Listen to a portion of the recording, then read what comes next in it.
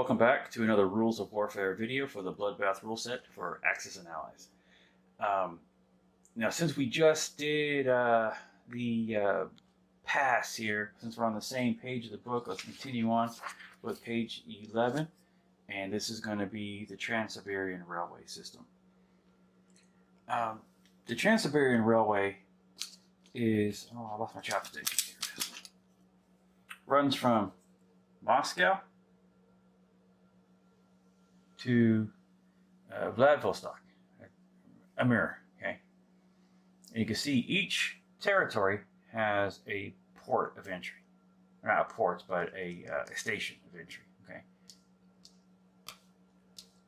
Now basically how this works is each time Russia is up, they can move one unit on the railway, any land unit, that is tank, that is mech, that is artillery, that is anti-aircraft, that is infantry. Any one unit may go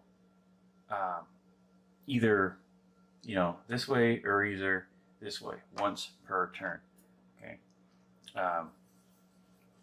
and basically, you have to be in a territory with the rail.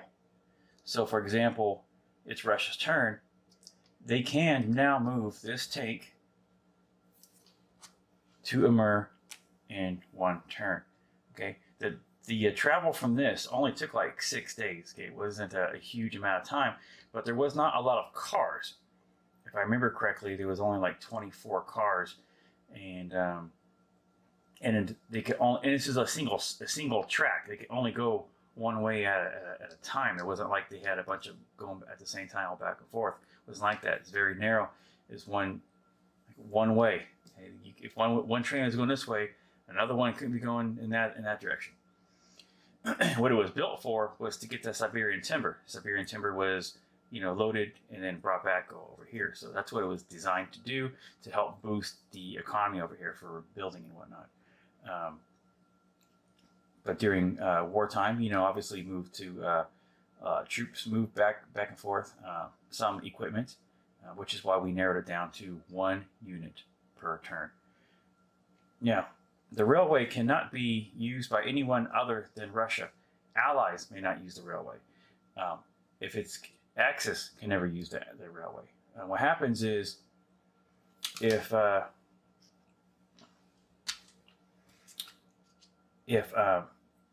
Japan would just say blitz through here.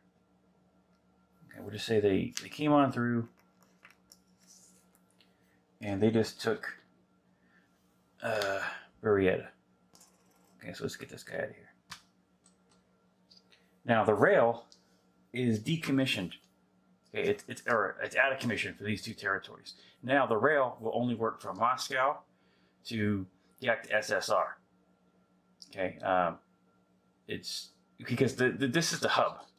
Even if Russia still had this for some reason, like say later Russia got this back, and there'd be no railing in these in between territories. This is the hub. The hub is from Moscow, so it's Moscow to whatever the next territory is.